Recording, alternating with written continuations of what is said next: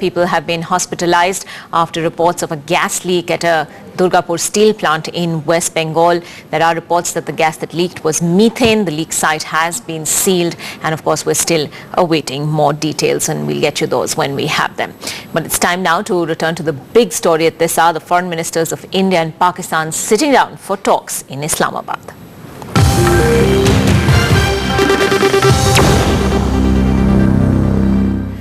Well, S.M. Krishna reached the Pakistan Foreign Office earlier today, where he was welcomed by Shah Mahmood Qureshi. The one-on-one meeting between the two foreign ministers has started.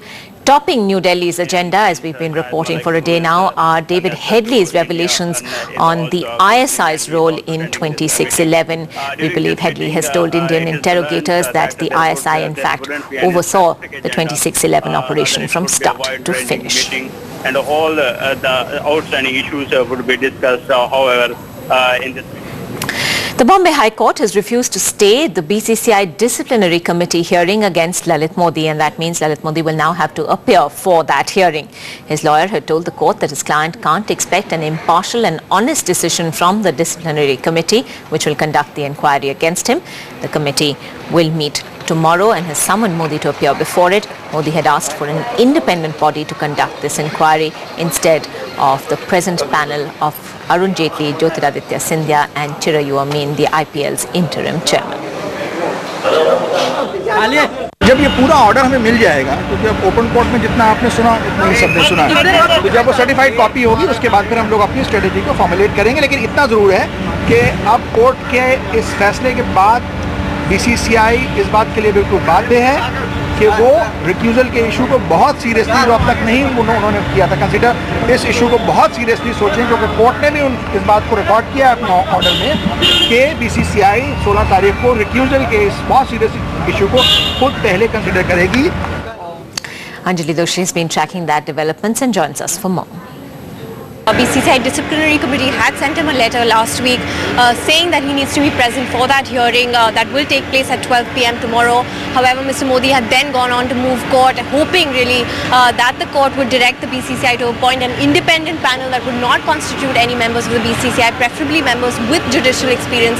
However, that decision has clearly not gone his way since the court has dismissed his petition. In fact, the court said, while you're trying to preempt really the inquiry process, let the inquiry take place, because as the procedure of the BCCI follows, and really the constitution says very clearly that the BCCI disciplinary committee really only inquires the matter.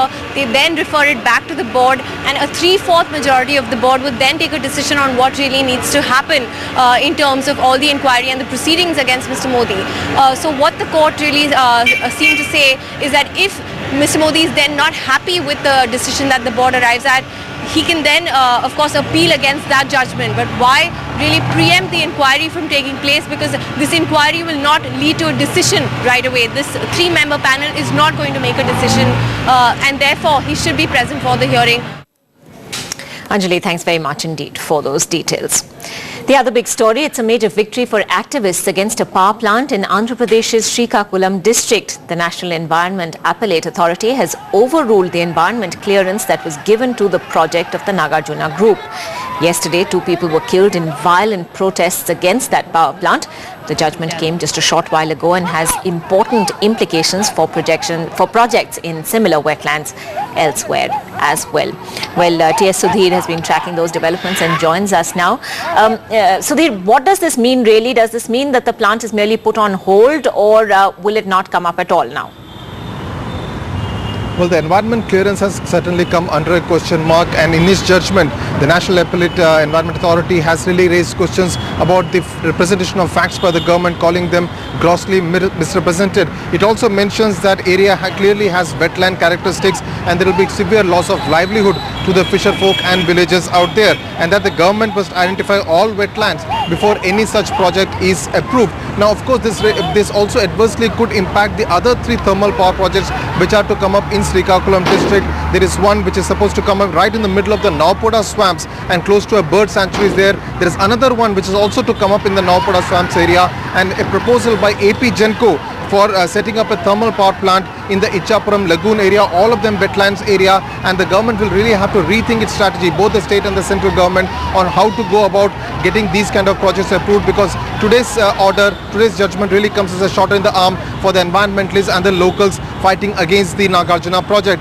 Of course, there were voice of protest in the Andhra Pradesh Assembly also, with the Telugu Desam MLAs demanding the resignation of the district minister, the revenue minister Dharmana Prasad Rao. 56 of them were actually suspended for the day, and at the moment as I speak, they are holding a dharna outside the assembly, protesting against the government's attitude towards this entire problem. Ankita? Sudeep, thanks very much indeed for joining us with that. Opposition Congress and JDS MLA spent the third night in the Karnataka Assembly keeping up their protest against the Reddy brothers. Today they entered the Assembly wearing black gags, but after 3 days of virtually no work and all drama, the Karnataka Legislative Council finally passed the Cow Slaughter Prevention Bill by a voice vote. On your screen are pictures of the chaos inside the Assembly, which is the same building. In the Council, the controversial Cow Slaughter Bill was passed even as the opposition kept raising slogans all the while. Congress and JDS members tore the copies of the bill in protest, but the BJP, being in the majority, passed the bill by a voice vote. The controversial Cow Slaughter Prevention Bill had already been passed by the lower house in the last session. Both the Council and the Assembly had to be adjourned. Well, Vasanthi joins us now for the latest. Vasanthi, it's clear that the drama is going to carry on for a while. It does seem so, Ankita, because this was one bill that the opposition, particularly the Congress and the JDS, were waiting to debate. So they were rather upset that they were not given a chance, and the bill was passed in such a hurry. Of course, I also spoke to the BJP Legislative Council Chairman, that is Mr. Shankar Murthy, and what he said was that the government too had been keen to have the voices of the opposition, but they waited for 3 days. But since this is the time when the opposition is carrying on in its protest against the illegal mining issue, they could not wait anymore. But anyway, there are some controversial provisions, particularly of the bill. I have the copy of the bill, and one of the things which is bound to raise a lot of debates, one may say, is the prohibition of sale, usage and possession of beef, which says that no person by this law shall possess, sell or transport or cause to be transported beef or beef products. Of course, it is yet to be read clearly, but by the opposition's account, they are rather upset about this part. The bill, of course, waits for the governor's assent before it can be made into an act. Ankita? All right, Vasanthi, more controversies, more troubles really for the Karnataka Assembly there. Thanks so much for joining us. Samajwadi Party leader Mulayam Singh Yadav has publicly apologized to Muslims for associating with Kalyan Singh, a key accused in the Babri Masjid demolition. Mulayam Singh had allied with the former BJP leader ahead of the previous Lok Sabha polls, but that partnership virtually fell apart after the party's poor show. The body of a Jawan who disappeared during the 1962 war between India and China will finally be cremated in his hometown. Karamchand Katosh of Himachal Pradesh, who was part of the Dogra regiment, disappeared in the mountains of Arunachal Pradesh. 48 years later, his body has been discovered in a glacier in Arunachal, and today he'll be cremated in Palampur with full state honours. At long last, the Indian currency note, the rupee, finally has a symbol like